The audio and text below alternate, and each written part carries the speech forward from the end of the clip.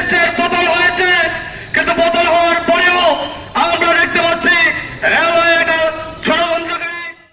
বাংলাদেশ রেলওয়েতে কর্মরত অবস্থায় মৃত্যুবরণকারী ব্যক্তির একজন পোষ্যকে যোগ্যতা অনুযায়ী চাকরি প্রদান ও ইঞ্জিনিয়ারিং বিভাগের কর্মচারীগণকে ঝুঁকি ভাতা প্রদানের দাবিতে মানববন্ধন করেছে বাংলাদেশ রেলওয়ে পূর্বাঞ্চলের অধীনে এসএসএইওয়ে চট্টগ্রামের সকল শ্রমিক ও কর্মচারী বৃন্দ। 23 এপ্রিল চট্টগ্রাম রেলওয়ে ডিআরএম চত্বরে এই মানববন্ধন অনুষ্ঠিত হয়।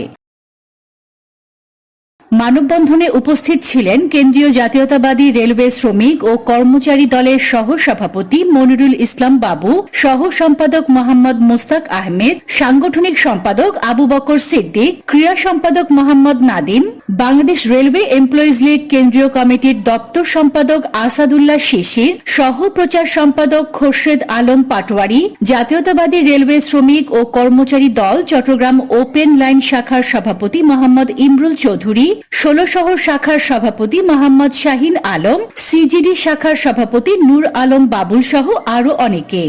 চক্রান্তকারী এখনো লেগে আছে। Desk news, news day 24।